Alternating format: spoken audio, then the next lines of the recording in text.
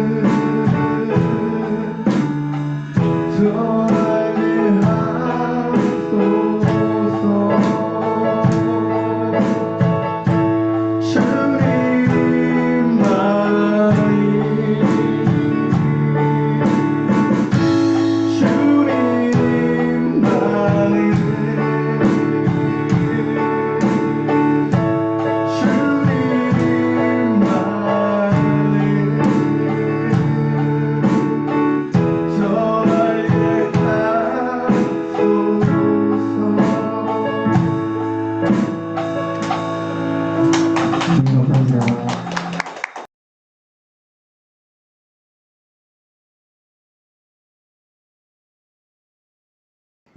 저희들 오늘 함께 보실 말씀은 요한복음 7장 53절에서 8장 11절입니다. 요한복음 7장 53절에서 8장 11절입니다. 제가 한 절, 여러분이 한 절 함께 교독하겠습니다. 다 각각 집으로 돌아가고 예수는 광야산으로 가시니라. 아침에 다시 성전으로 들어오시니 백성이 다 나아오는 자락지라 앉으사 그들을 가르치시더니 서기관들과 바리새인들이 음행 중에 잡힌 여자를 끌고 와서 가운데 세우고 예수께 말하되 선생여 이 여자가 가늠하다가 현장에서 잡혔나이다. 모세는 율법에 이러한 여자를 돌로 치라 명하였거니와 선생은 어떻게 말하겠나이까. 그들이 이렇게 말함은 고발할 조건을 놓고자 하여 예수를 시험함이로라. 예수께서 몸을 굽히사 손가락으로 땅에 쓰시니 그들이 묻기를 맞이 아니하시는지라. 이에 일어나 이르시되 너희 중에 죄 없는 자가 먼저 돌로 치라 하시고 다시 몸을 굽혀 손가락으로 땅에 쓰시니 그들이 이 말씀을 듣고 양심의 가책을 느껴 어른으로 시작하여 젊은이까지 하나씩 나가고 오직 예수와 그 가운데 서는 여자만 남았더라. 예수께서 일어나사 여자 외에 아무도 없는 것을 보시고 이르시되 여자여 너를 고발하던 그들이 어디 있느냐 너를 정죄한 자가 없느냐. 대답하여 주여 없나이다. 예수께서 이르시되 나도 너를 정죄하지 아니하노니 가서 다시는 죄를 범하지 말라 하시니라. 아멘. 오늘 제목은 어떻게 해야 하는가라는 상황입니다. 여러 가지 상황들이 많이 우리 앞에 펼쳐지죠. 그 상황들 가운데 어떻게 내가 나가야 되는지에 대한 고민들이 참 많을 겁니다. 어떤 걸 결정할 때에 how라는 요 무릎을 늘 갖고 살아갈 수 있었으면 좋겠습니다. 눈앞에 가로막혀 있는 무엇인가 막이 있다면 왜 막이 생겼을까 이 고민 전에 이걸 어떻게 내가 통과를 해야 된다면 통과를 할 것인지 하우에 대해서 계속해서 고민해 봐야 되지 않겠나 싶습니다. 오늘도 마찬가지입니다. 오늘 본문을 계속 보면 예수님의 이중적인 사역 그 현장 속에서 골고다 언덕의 십자가에서 스스로를 인류의 죄를 대속할 속죄 제물로 내어주심으로써 결정적으로 완성하신 그 모습을 볼 수 있는 장면이기도 합니다. 오늘 본문에 계속해서 보면 예수님께서는 성전에서 가르치기 시작하십니다. 이제는 때가 됐기 때문에 선포해야만 하는 거죠. 그죠? 우리 아이가 막 태어나면 그 아이에게 아무리 이야기를 해봤자 세상을 이렇다 저렇다 해봤자 모르죠. 그러나 그 아이가 조금씩 자랄 때마다 그 시기에 맞춰서 부모들은 그 아이에게 가장 적절한 것들을 가르치기 시작할 겁니다. 예수님의 그때가 지금 이때가 되는 겁니다. 53절을 보니까 돌아가고 라는 표현을 합니다. 유대 종교 지도자들이 가늠 중에 잡힌 여인을 데려옵니다. 그리고 예수를 시험을 하기 위한 거죠. 그냥 그를 데려온 게 아니라 예수님을 시험하고 싶어서 그 현장을 잡아오는 겁니다. 우리가 때때로 이럴 때가 있습니다. 가령 이런 거죠. 반대를 위한 반대를 하는 경우. 그냥 그게 옳고 그름을 떠나는 거죠. 그냥 저 사람을 죽이고 싶으면 마녀사냥을 하는 그 행위를 지금 하고 있는 겁니다. 이 여인을 향한 예수님의 용서 그리고 새로운 삶의 방향을 제시하는 새로운 내용 이것들이 언급되어 있는 장면이 오늘의 장면입니다. 예수님에 대해서 적대감을 가지고 논란을 벌이던 사내들인 공회의 위원들이 각기 집으로 돌아간 사실이 기록되어 있습니다. 그리스도는 예수님은 아침 빛 같은 분이라고 이야기를 합니다. 아침 빛이라는 건 어떤 거죠? 떠오르는 햇살을 보고 인상을 찡그린 일은 없습니다. 그 빛을 보고 굉장히 환한 것들을 바라보게 되고 미소를 짓게 되고 새로운 희망과 소망을 보게 되는 게 빛의 역할입니다. 오늘 1절에 보니까 예수는 감난산으로 가시다라는 표현을 합니다. 그리고 이 1절부터 11절까지 유대 종교 지도자들이 예수를 함정에 빠뜨리기 위해서 가늠하다 현장에서 잡힌 여인을 데려옵니다. 이때 당시에 법으로는 어떻게 되어 있습니까? 그 자리에서 돌로 쳐 죽이게 해놨습니다. 굉장히 무서운 법입니다. 그래서 당시의 종교 지도자들과 같이 사람을 정죄하는 것이 아니라 예수님의 관점은 달랐습니다. 죄인을 용서하는 입장입니다. 그래서 예수님의 사역의 특징은 그를 잡아다가 어떻게 하고 감옥에 집어넣는 게 아니라 그가 살아갈 수 있게 앞으로 살아갈 수 있는 그가 살아갈 수 있는 방법을 제시해주고 그의 방향을 틀어주는 겁니다. 저와 여러분이 살아가면서 해야 될 역할은 바로 여기에 있습니다. 세상에서 수많은 사람들이 있을 겁니다. 그 리더의 역할 마찬가지죠. 의사의 역할도 마찬가지죠. 그가 죽을 위기에 있는 것을 살려놓고서 또 다른 인생을 살아갈 수 있게 만들어주는 거고요. 선생의 일치에 있다는 건 가르쳐서 그가 지금처럼 살아가는 게 아니라 지금보다 조금 더 나은 또 다른 삶의 인생길로 갈 수 있게 만들어주는 역할. 그게 바로 예수님이 하신 역할입니다. 예수님께서는 하나님의 공의에 충실하되 정죄함보다는 옳고 그름을 따지는 것보다는 사랑으로 사람들을 죄에서 돌이키게 하시는 분이라는 사실입니다. 그러면서 2절에 가정합니다. 아침에 다시 성전으로 들어오시니 예수께서는 간밤에 어디 가서 감람산에 올라가서 기도하십니다. 날이 새자마자 성전으로 돌아오셔요. 왜요? 만만치 않은 걸 아시거든요. 사람들과 대치해야 되고 내가 어느 순간에 잡혀가야 되는 것도 아시기 때문에 그가 깨어 있을 수밖에 없었습니다. 마치 저희 조카하고 와있지만 12학년 이후로 공부하느라고 놀지를 못했다고 열심히 공부했노라고 이야기했는데 그거죠. 내가 지금 해야 될 그 방향을 향해서 내가 지금 집중해야 될 것 예수님은 놀러 갈 수가 없었던 거예요. 사람들과 어울릴 수가 없었던 거예요. 내를 좋아하는 그 수많은 무리들과 함께 노닥거리며 대화할 시간도 없었던 겁니다. 다만 지금 내가 해야 될 그걸 향해 기도하고 있을 수밖에 없었습니다. 그러면서 저희를 가르치시더니라는 표현을 해요. 가르치시더니라는 표현은 원어로 보면 디다스코라는 표현을 씁니다. 이 동사는 신약에 95회 정도 쓰여요. 그 중에 3분의 2가량이 이 복음서들 마태, 마가, 누가, 요한 그리고 사도행전에서 발견이 됩니다. 굉장히 많은 걸 쓰고 있다니 가르치시더니 가르치는 이 행위를 하게 되는 거죠. 이는 예수와 사도들의 주요 역할 중에 하나가 바로 가르침의 사역이었다는 거예요.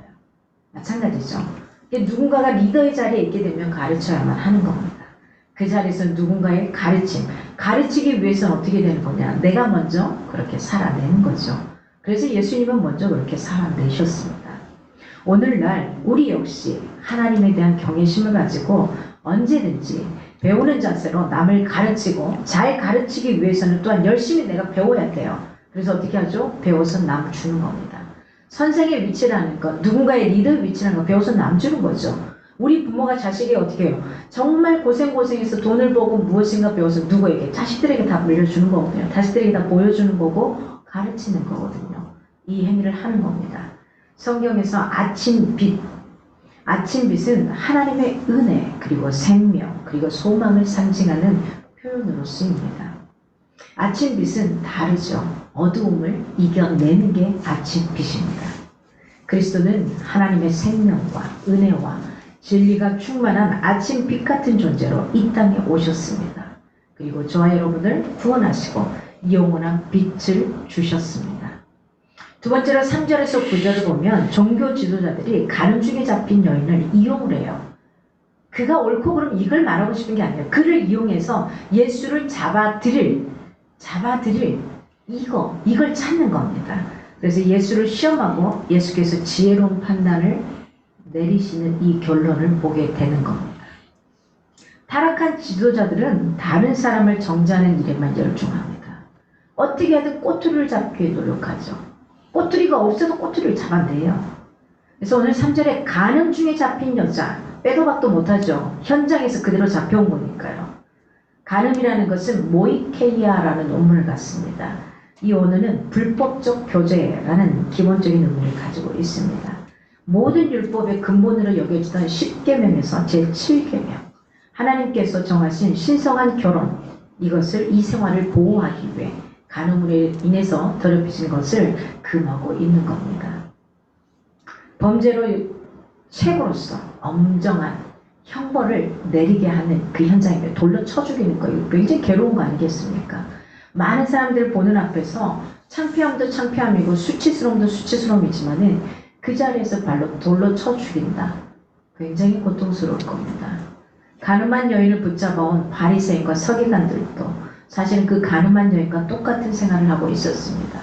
그러나 그들은 현장에서 잡히지 않았기 때문에 떳떳하게 보였던 겁니다. 그들도 돌을 두고 있었습니다. 이때 시대 상황이 그냥 이렇게 성적으로 굉장히 문란한 상황이었거든요. 오늘 4절에 보면 선생이여 현장에서 잡혔나이다. 랍비라든지 혹은 선생이라고 불려지는 것은 반드시 그를 불렀을 때는 그 질문에 답을 해야만 하는 이런 관행이 있었습니다. 그렇잖아요. 우리가 선생님 할 경우에는 무엇인가 묻는 행위를 하는 거죠. 질문을 하는 거죠. 그래서 질문에 대답을 회피한다. 이건 수치로 여겼습니다. 교활한 유대 종교 지도자들은 예수님을 존경해서가 아니라 그가 이 대답을 회피하는 것, 이것을 방지하기 위해서 선생이여, 랍비여라고 불렀습니다. 의도적으로 그를 호칭하고 있는 겁니다. 우리는 믿는 우리, 성도라고 하는 우리는 간교한 자의 시험에 굉장히 신중하고 지혜롭게 대처할 필요가 있습니다. 그게 아닌 사람들에게 계속해서 대적해서 옳은 것을 이야기해봤자 들어가지 않는 거죠. 오늘 5절에 모세는 명하였거니와 선생은 어떻게 말하겠나이까? 라고 대답을 합니다. 율법의 규정들이 유대인들이 생각하고 있듯이 모세의 명령이 아닙니다. 이는 하나님께 율법을 받아서 전달한 인간 도구일 뿐입니다. 그런데 이 유대 민족들은 다 어떻게 모세를 굉장히 추앙시했습니다. 그러나 그 모세를 통해서 주신 건 누가? 하나님께서 주신 메시지거든요. 근데 그 하나님을 무시하고 인간을 추앙하는 것이 되는 겁니다. 그래서 이들은 현행범인 이 여인을 어떻게 처리할 것인지 예수께 지혜를 구하고 있는 것이 아니라 그분을 굉장히 난처하게 만들어서 자신들이 생각하는 그 목적에 이루려는 음흉한 계산이 이 질문 바탕에 깔려 있었던 겁니다. 우리는 기록된 하나님의 말씀 안에서 대답하는 자세가 필요합니다. 없는 게 아니라 신뢰가 있고 정확한 답을 하려면 말씀에 있는 그걸 바탕으로 뒤에 답을 해주면 좋습니다. 신앙인들이 흔히 누군가에게 답을 요구할 때가 있어요. 사람에게서 위로받고 싶죠. 그러나 중요한 건요. 저와 여러분은 그 메시지가 나의 경험이나 이것 들어가지만 그 경험과 앞에 플러스 뭐가 들어가야 돼요? 하나님의 말씀에 근거해서 나의 경험을 곁으로 함께해서 이야기해 줄 수 있으면 좋겠습니다. 그리고 기도한 다음에 대답해 줘도 늦지 않습니다. 그 자리에서 바로 하지 않으셔도 돼요. 그래서 우리는 더욱 하나님의 말씀과 기도를 통해서 대적자들의 간교한 이 술수에 대답할 말, 그리고 항상 대처할 지혜를 하나님께 구하는 겁니다. 6절에 보니까 예수를 시험함이로라. 계속해서 그들은 어떻게 하든 예수를 잡아놓고 싶거든요. 그런데 뭔가 잘못한 게 없어요. 그래도 계속해서 갑니다. 그래서 이 서기관들과 바리새인들은 이들은 매우 굉장히 유능한 사람들을 파견하게 돼요. 그래서 예수를 공경에 빠뜨려야 돼요. 그래서 더 똑똑한 사람, 더 나은 사람, 그를 잡아낼 수 있는 악랄한 사람을 계속해서 보냅니다. 보내지만은 결국은 그의 계책을 꾸며내서도 나오지만은 여기에 넘어가실 분이 아닌 거죠. 예수님을 덫에 걸리게 합니다. 그러나 그가 옳은 것에 대해서 잘못되게 이야기하지는 않습니다. 영적으로 무지하고 종교적인 편견에 사로잡힌 이들은 그가 누구이든 하나님의 뜻에 따라 모든 것을 올바르게 분별한 능력이 없습니다. 그래서 많은 오류를 범하게 되죠. 바른 길을 묻는 사람들은 오히려 그릇 인도하게 되는 이런 일들을 하기 마련입니다. 예수께서 이때 다시 땅에 쓰시니 무엇이라고 쓴지는 나오지 않습니다. 문헌이나 여러 가지 것들을 보지만은 뭐라고 썼는지는 나오진 않아요. 그런데 사람들의 흥분이 가라앉게 되고요. 그 흥분 가운데 사람들이 하나 둘 다 흩어져 가기 시작을 해요. 자기 갈 길로 가기 시작하더라는 겁니다. 뭘까요? 예수님은 기가 막힌 방법으로 사람들을 설득합니다. 무엇이라고 썼을까 궁금하지만 그 내용은 알 수 없습니다. 여러분 이럴 때 이단들은 여기 뭐라고 썼다라고 이야기를 합니다. 그건 이단입니다. 아무리 많은 문헌을 봐도 무엇라고 썼는지는 나오지 않습니다. 무엇라고 썼는 게 중요한 게 아니라 그가 어떻게 그들을 설득하고 나가게 했는가입니다. 그리고 예수님도 마지막에 뭐라고 말합니까? 나도 너를 정죄할 수 없다라고 표현하십니다. 그래서 성경이 분명히 밝히지 않는 문제는 굳이 우리가 밝히려고 캐내어 가려고 노력하지 않길 바랍니다. 그래서 밝혀지지 않는 건 나중에 천국 가서 한번 물어보세요. 저도 물어볼 말이 많습니다.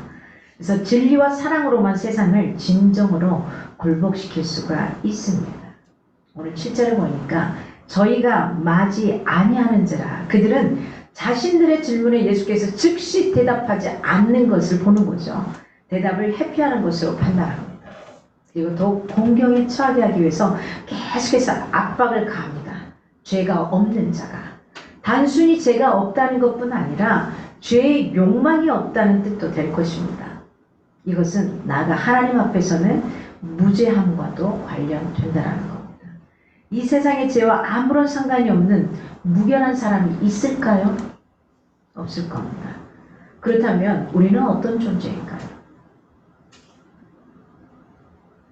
어떤 존재입니까? 성경은 성도들을 이렇게 표현합니다. 의인이라고 부릅니다. 우리가 의로워서 의인이 아닙니다. 우리의 의는 어디에서? 예수 그리스도가 십자가의 죽으심으로 나를 의인이라 칭해 주셨습니다. 내가 선행을 하고 무엇인가 갖고 있는 지적인 걸 가지고 많은 돈을 가져서 그래서 의인이 되는 게 아니라요. 우리가 죄가 없어서 의인이 된 것도 아니라는 겁니다. 단지 우리가 죄 없으신 그분 예수 그리스도 안에 있음으로 인해서 우리를 의인이라 칭해 주셨던 겁니다. 이웃의 불의가 드러날 경우 그 죄를 두려워하고 그의 영혼을 위해 기도해 줄지언정 함부로 정죄하거나 심판하는 일은 우리가 할 일 아닙니다. 심판은 누가? 세상에서의 심판은 검사나 판사들이 하는 거고요. 변호사들이 변론에서 해주는 거고요. 하늘나라의 심판은 누가? 하나님께서 하시는 겁니다. 내가 하는 게 아니라는 겁니다. 8절에 다시 몸을 굽히사 무엇인가 하는 겁니다. 예수께서는 다시 몸을 굽혀 땅에 무언가를 쓰시기 시작합니다. 만약 그 내용에 강조점이 있었다면 어쩌면 그 글의 내용을 성경에 기록하지 않았겠습니까? 그러나 그러진 않았던 것 같습니다. 같은 행동을 거듭해서 취하십니다. 스스로 재판자가 되려던 자신들에게 자신을 깊이 성찰할 수 있는 어쩌면 그 시간, 돌이킬 수 있는 기회의 시간을 하나님께서 다시 주신 게 아닌가 싶습니다. 그들마저 무엇을 쓰는가 궁금해서 쳐다보지 않았겠습니까? 가까이 보지 않았겠습니까? 근데 그들이 하나 둘씩 흩어져 가더라는 겁니다. 비록 자신을 대적하는 자들이라 할지라도 예수님께서는 여전히 사랑의 대상으로 그들을 보고 있었다는 겁니다. 우리는 주님과 이웃 앞에서 항상 착하고 깨끗한 양심을 유지해야 합니다. 세상 사람들이 그렇게 하지 않는다 할지라도 우리는 그들과 똑같은 남의 등을 쳐먹고 가는 그런 행위가 아니라 그들과 똑같은 행위를 하는 것이 아니라 예수님께서 우리에게 말씀하시는 그들에게 때로는 손해를 본다 할지라도 그들을 위해주고 그들과 함께 걸어갈 수 있는 그런 길을 걸어갈 수 있기를 바랍니다. 9절에 나가고 오직 예수와 그 여자만 남았더라. 다 떠나간 거예요. 돌을 들고서 당장이라도 쳐 죽일 것처럼 있었던 그들에게 예수님이 침묵하시며 땅바닥에 무엇인가를 쓰기 시작하시는데 하나 둘씩 떨어져 나가더라는 겁니다. 그들은 자신들의 양심의 가책을 어쩌면 견디지 못했을지도 모르겠습니다. 그렇기 때문에 이 양심의 가책 때문에 어쩌면 예수님 앞에서 도망치듯이 떠나갔습니다. 양심이라는 건 뭡니까? 사람의 깊은 곳을 살피는 하나님의 등불과 같은 겁니다. 이것이 마비되지 않은 사람은 그 행할 때에 책망을 받게 되고요. 그 책망은 더 이상 나에게 모렴치한 파렴치한 상태로 머물지 못하게 하는 겁니다. 그래서 우리는 이 양심이 살아있어야 돼요. 양심이 없는 자는 남의 것을 쉽게 도적질하겠죠. 양심이 없는 자는 남을 쉽게 정죄하고 죽일 겁니다. 그러나 양심이 있는 자는 그러지 못해요. 왜요? 입장받고 생각이 되거든요. 오늘 우리 은희 기자님이 아까 찬양인도 하면서도 이야기를 했습니다. 내가 그 입장이 되보니 알겠더라는 거예요. 내가 그 입장이 되보니. 팔이 부러져서 한 달 내내 써보지 못한 사람이 팔 부러진 사람의 심정을 이해하는 게 이해라는 단어의 원어적인 뜻입니다. 우리는 이해라는 말을 너무 쉽게 씁니다. 그런데 내가 팔이 부러져 보지 않았는데 팔 부러진 사람을 이해한다는 말은 이해라는 단어에 맞지 않는 언어입니다. 그겁니다. 내가 사업을 하다가 쫄딱 망해보고 그 다음에 다시 일어서본 사람이 그렇게 상대방이 사업을 망했을 때에 내가 너를 이해한다라고 이야기할 수 있는 거지, 계속 승승장구가고 사업을 해본 적도 없는 사람이 나 너 이해해 힘들지, 이건 이해라는 말에 어긋나는 겁니다. 내가 그 길을 걸어보지 않으면 이해할 수 없는 거고요. 내가 그대로 하지 않으면 이해할 수 없어요. 조금 전에 우리 언니도 저는 알거든요. 우리 첫째 우리 효찬이가 태어날 때 5년 동안 얼마나 기도했는지 몰라요. 정말 간절히 기도했습니다. 심지어 제가 학도 만들어가지고 이렇게 하나님 앞에 기도하면서 하나하나 한 땀 한 땀 하나하나 만들어서 해놨었습니다. 아이를 너무 갖고 싶은데 갖지 못했거든요. 그리고 아이의 심장이 뛰는데 심장이 멈춰버렸을 땐 그 고통을 알거든요. 그렇기 때문에 은혜 리더의 그 왔을 때 그 이야기를 들었을 때 그 마음을 공감하는 겁니다. 이럴 때 이해라는 단어가 형성이 된다는 겁니다. 그래서 우리는 함부로 누군가를 이해한다고 말할 수 없는 겁니다. 내가 그 입장과 똑같이 되지 않으면 이해할 수 없는 겁니다. 주님은 무리들이 다 떠나간 후에 가늠한 여인에게 나도 너를 정죄하지 아니하노니 가서 다시는 죄를 범치 말라. 예수님의 시야는, 예수님의 관점은, 예수님이 바라시는 것은 뭐냐면 그 사람을 난도질해서 죽이는 것이 아니라 그 사람의 영혼을 살려내는 겁니다. 잘못은 우리가 이런 말을 하죠. 죄는 미워하되 사람은 미워하지 말라는 말을 합니다. 그렇습니다. 이게 바로 예수님이 우리에게 주시는 관점입니다. 그가 모르기 때문에 그런 행위를 하는 거죠. 자기 눈에 있는 걸 어떻게 볼 수 있겠습니까? 우리가 늘 거울을 바라봅니다. 그런데 이미 포장되어 있는 나를 보는데 그 거울이 옳게 보이겠다는 거죠. 안 보이는 거죠. 내 눈에 까만 안경을 썼는데 어떻게 상대방이 하얗게 보이겠어요? 까맣게 보이죠. 그래서 내 눈을 벗을 수 있는 거, 입장을 바꿀 수 있는 이 마음을 가질 수 있기를 바랍니다. 긍휼과 사랑과 용서로 예수님은 죄인을 대신하십니다. 그리스도의 진리와 사랑이 응축되어 나타난 것이 바로 우리를 대신해서 돌아가신 십자가의 대속의 사랑인 겁니다.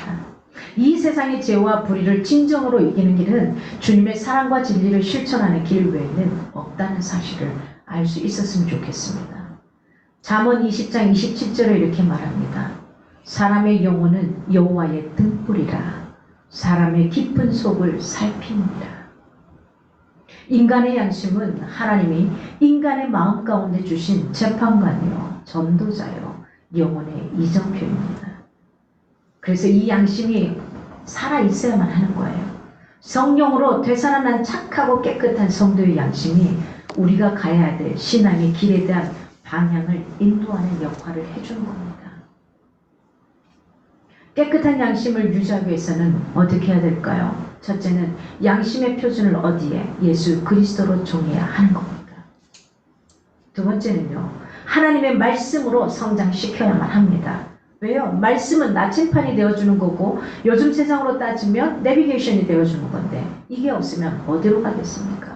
어디로 흘러가겠습니까? 수많은 자기계발서를 읽어보지만 몇백 권을 읽어보지만 그들이 말하는 모든 논리가 다 성경에서 나오는 논리라는 거 이걸 잊지 않았으면 좋겠습니다. 그리고 어떤 것을요? 깨끗한 양심을 유지하기 위해서는 항상 우리가 올바르게 살아갈 수는 없습니다. 셋째는 회개하는 양심을 갖는 겁니다. 매일 다시 한번 돌아보는 겁니다. 그래서 매일 자기를 돌아보고 일기를 쓸 수 있다면 더 좋습니다. 하루를 살면서 내가 어떻게 살았는지 혹시 나의 말 때문에 아파하는 자가 없는지 나의 행동 때문에 누군가는 또 걸려 넘어지거나 힘들어하진 않았는지 나는 잘 되라고 했던 그 메시지가 그 상대방을 또 너무 힘들게 하진 않았는지 바라보는 겁니다. 우리의 양심은 가장 먼저 하나님의 진리와 음성을 듣는 영혼의 파수꾼이 될 수 있어야 되겠습니다. 또 신앙의 교사이기도 합니다. 우리의 양심은. 이 양심이 건전할 때에 우리의 신앙생활도 굉장히 건전해질 수 있는 겁니다.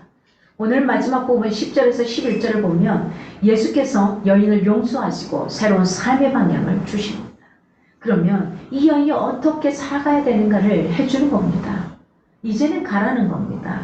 정죄와 심판의 권한은 누구에게 있냐? 나에게 있는 게 아닙니다. 나한테 누군가 잘못해도 나에게 있는 게 아니라 누구에게? 하나님께 맡겨야 하는 겁니다. 주님을 의뢰하는 우리는 정죄할 자는 아무도 없습니다. 우리 어떻게 똑같은 인간이 깨끗할 수 있어요? 아무리 잘나봤자 그게 그거 아니겠습니까? 구원의 은총을 입은 사람은 생활로 구원을 증거해야만 합니다. 그래서 우리는 이미 예수 그리스도를 믿겠습니다 했던 그 순간에 주님이 함께 하시지만 이제는 그 다음은 내가 그 구원받은 자의 삶을 살아내야 되는 거죠. 예수 그리스도의 양심을 가지고 세상 사람들을 같이 살려내는 역할을 해야 하는 게 저와 여러분에게 있는 겁니다. 11절에 나도 너를 정죄하지 아니하노니 주님께서는 분명히 말씀합니다. 그녀를 심판하지 않습니다. 예수님마저도 그가 죄를 회개하고 의로운 삶의 길로 살아갈 수 있도록 새로운 기회를 주시는 겁니다. 그 자리에서 맞아 죽었더라면 이 여인이 자기의 죄를 회개할 기회를 얻었을까요? 얻지 못하는 겁니다. 그래서 때로는 조금 힘들지만 그 시간을, 텀을 줘야만 하는 겁니다. 율법주의자들은 죄인들을 찾아내어 벌하는 게 자신들의 임무였습니다. 그러나 예수께서는 잃어버린 자를 찾아서 구원하시는 자를 지상가제로 생각하셨습니다. 구원이라는 건 뭐냐? 그를 수렁 가운데서 건져내어 살려주는 겁니다. 그러나 세상의 논리들은 그를 더 죽이는 거죠. 나락으로 떨어뜨립니다. 다시는 죄를 범치 말라. 이것은 그녀에게 주신 새로운 기회인 동시에 일종의 경고이기도 합니다. 주님은 죄인된 자들을 구원해 주심으로 죄를 사해 주시고 은혜와 사랑을 베풀어 주시는 목적은 그들로 하여금 하나님의 은혜와 사랑을 깨닫고 회개해서 죄의 종노릇하던 생활을 청산하게 하는 거고 그리고 의와 진리의 길을 가도록 하기 위함이었습니다. 사도 요한은 그리스도에 대해 증거하기를 이렇게 말합니다. 말씀이 육신이 되어 우리 가운데 거하심에 우리가 그 영광을 보니 아버지의 독생자의 영광이요 은혜와 진리가 충만하더라. 율법은 모세로 말미암아 주신 것이요 은혜와 진리는 예수 그리스도로 말미암아 온 것이라. 이렇게 고백합니다. 예수 그리스도는 진리로 당신을 고소하는 자들의 입을 막으셨습니다. 다른 걸로 막지 않았어요. 본인에게 주어진 신적인 권위를 갖고 막지도 않았습니다. 무지한 군중들의 양심을 깨우쳐 주셨습니다. 그리고 사랑과 은혜로 간음의 죄에 묶여있던 한 여인을 구원해 주셨습니다.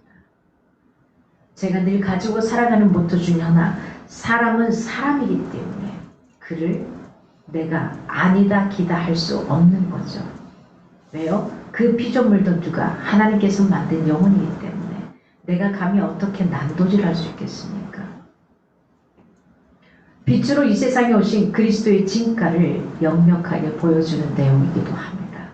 주님을 본받아 진리로 불의를, 선으로 악을, 은혜로 죄를 이기는 생활을 해나갈 수 있으면 좋겠습니다. 여러분 어떻게 해야 할까요? 문제들 앞에 하나님의 말씀이 잣대가 되기를 원합니다. 하나님의 말씀이 내 인생의 나침판이 되기를 원합니다. 하나님의 말씀이 그 어떤 것을 판단해야 될 때 그 말씀이 살아있기를 원합니다. 그러면 이 말씀을 알아야 그 말씀이 잣대가 되죠. 그래서 우리가 늘 큐티하고 말씀을 묵상하고 나아가는 겁니다. 그걸 게을리하지 않았으면 좋겠습니다. 이 시간 저희들 함께 기도하며 나가겠습니다.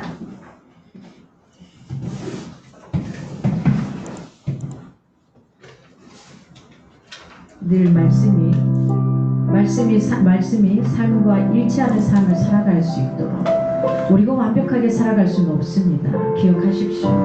늘 넘어질 거고요.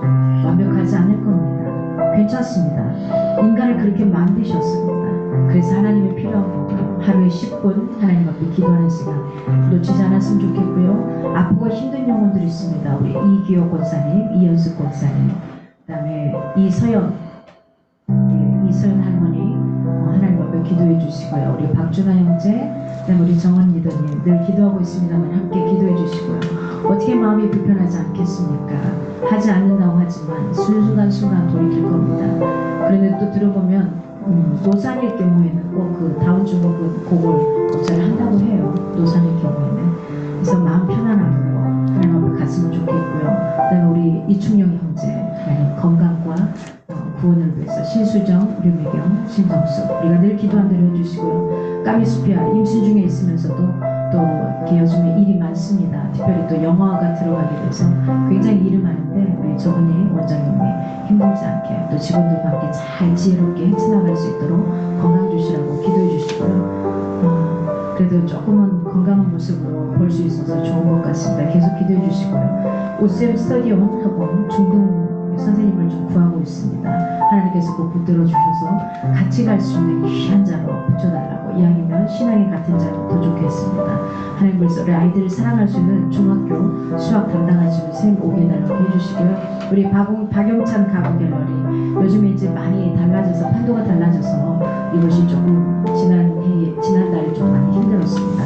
하나님 이번 달 가운데 또 지원 모처럼 함께 해주시고 이곳에 하나님께서 지혜를 주셔서 우리 박수미 리더를 통해 우리 박영찬 가구 갤러리가 잘 될 수 있도록 사업장을 위해서 기도해 주시기 바랍니다. 그 다음에 우리가 하나 더 기도해야 될 게 우리 이지은 리더님이 내일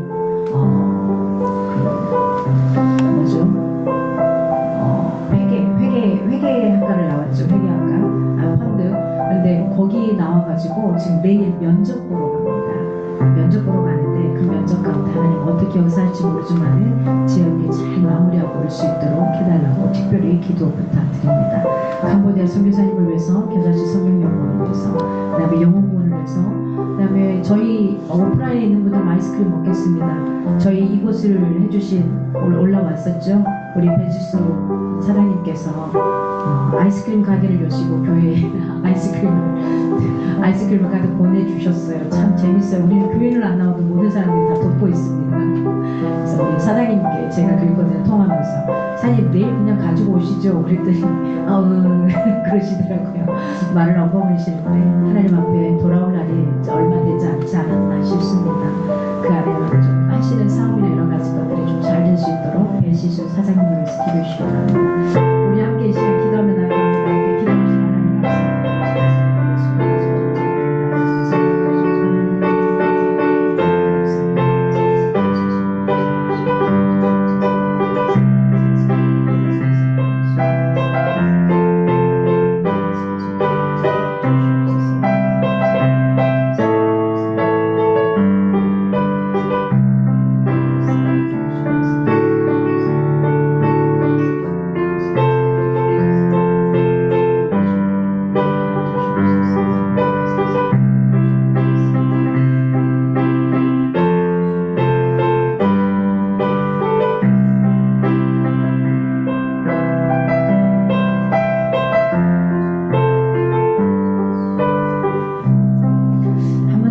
좀 기도했으면 좋겠습니다. 우리 정원 리더님을 위해서 기도합시다.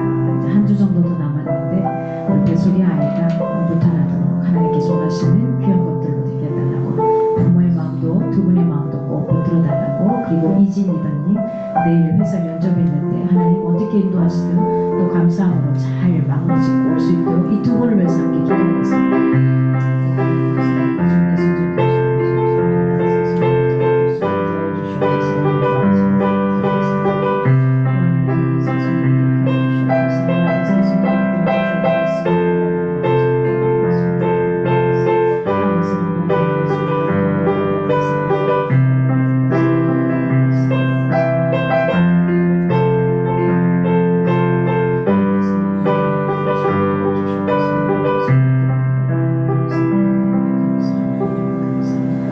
하나님 고맙습니다. 우리가 할 수 있는 건 기도뿐입니다. 가장 큰 게 기도입니다. 그래서 주님 앞에 올려드립니다. 우리가 기도한 이 기도의 제목들이 하나도 땅에 떨어지지 않게 하시고 응답되는 역사를 또 맛볼 수 있기를 소망합니다. 특별히 간절히 기도합니다. 우리 정원이 리더님 뱃속에 있는 우리 떡떡이를 기억하여 주시옵소서. 하나님께서 이 아이의 모든 것들을, 모든 세포들을, 모든 이루어져야 될 모든 것들이 정상으로 돌아가게 하시고 이끄시고 인도하여 주시고 붙잡아 주시기를 원합니다. 하나님께서 우리 정원이 리더님과 이충우 리더를 붙들어 주셔서 그의 어머니로서 아버지로서의 역할을 잘 감당하며 또 갈 수 있도록 마음을 붙들어 주시고 인도해 주시기를 간절히 소망합니다. 하나님 우리 지인 리더를 위해서 기도합니다. 내일 또 새로운 인생의 길, 그동안 공부했던 것들을 또 펼칠 수 있는 귀한 곳들로 갑니다. 하나님 어떻게 하시든 마음의 평안함을 주시고 기도하며 들어갈 때에 하나님께서 이끌어 주시는 그 현장 가운데 면접하는 순간들을 주님께서 온전히 이끄시고 붙잡아 주시기를 원합니다. 우리가 기도했던 기도의 모든 제목들 가운데 하나님께서 응답하시고 이끌어 주시는 것을 맛볼 수 있도록 인도하여 주시옵소서. 하나님 귀하 감사합니다. 우리가 용돈 중에 10분의 1을 주님 앞에 드려 11조로 드리는 예물, 감사 예물로 드린 예물, 성교 예물로 드린 예물, 주일 예물로 떼어서 드린 예물 가운데 하나님 귀한 나라가 확장되게 하시고 인도하여 주시옵소서. 이 교회 문턱이 더 많이 하나님 넓어지게 하시고 하나님 더 낮아지게 하시고 그다음에 인근에 있는 죽어있는 영혼들을 살려낼 수 있는 귀한 곳으로 우리 선한기교를 이끌어 주시옵소서. 주님의 두 손 위에 올려놓습니다. 이제는 우리 주 예수 그리스도의 은혜와 하나님의 크신 사랑과 성령의 교통하심 속에서도 하나님 이번 한 주간 많이 습하고 비가 오고 짜증난 나날이 주어진다 할지라도 그 속에서 내가 살아있음에 감사할 수 있는 멋진 영혼들이 되기를 원하는 사랑하는 성도들의 삶 속에 이제부터 영원히 함께하기를 간절히 축원하옵나이다.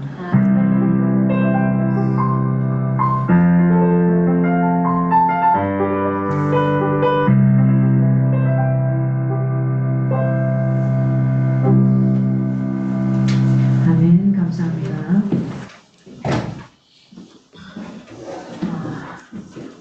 일단 다음 주 기도는 우미정 리더님, 그 다음에 특성은 전미선 리더님. 전미선 리더님 3주 늘려가지고 3주 늘려서 네. 괜찮으실까요? 이번 주에 갔다 오면 상관없죠? 네, 상관없죠.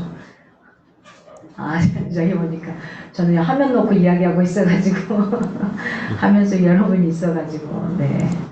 감사합니다. 그래서 다음 주에는 우미정 리더님, 전미선 리더님 되시고요. 저는 주중에 2박 3일 전도 아울리치 남해로 잘 갔다 왔습니다. 새카맣게 탔어요.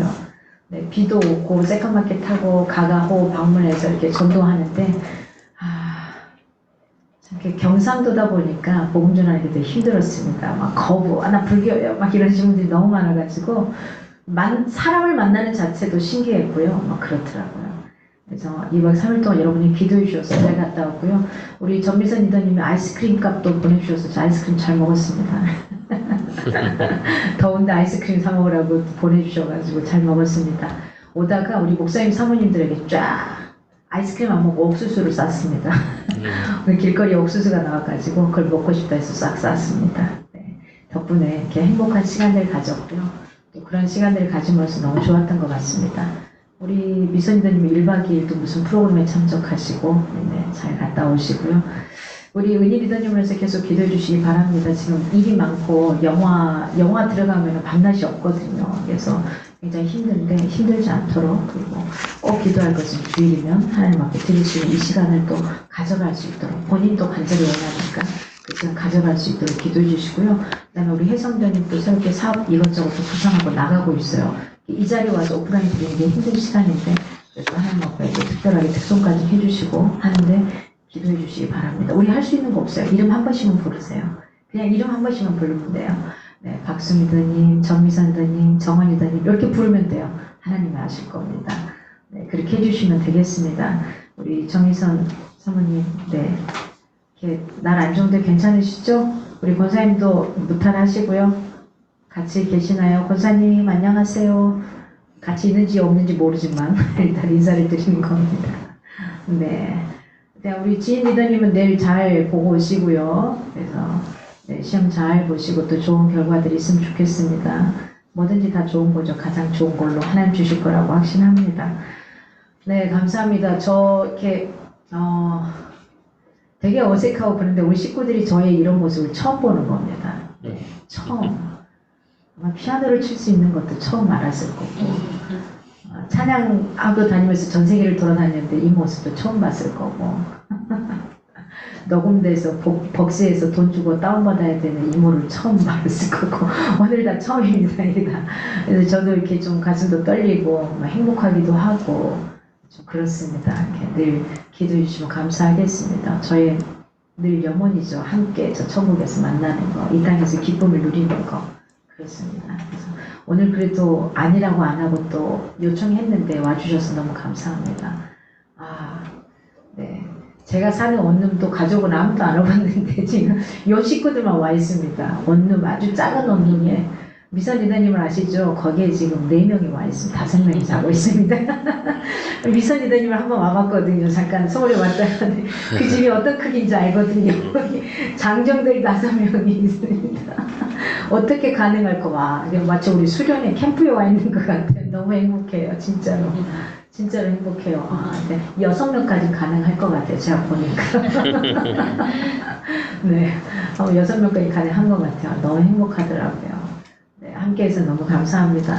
우리 또 함께 또 행복하게 사시고요. 무슨 일 있으면 꼭 연락 주셔서 함께 기도하고 또 이렇게 소식 전할 수 있으면 좋겠습니다. 박수미더님, 이번 달은 활기차게 아시죠? 네.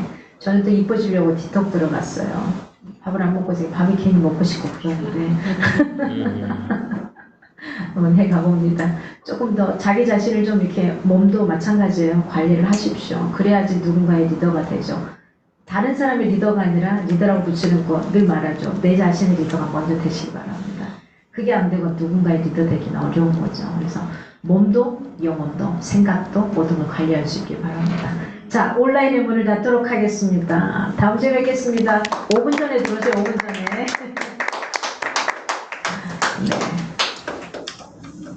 수고하셨습니다. 고맙습니다. 고맙습니다.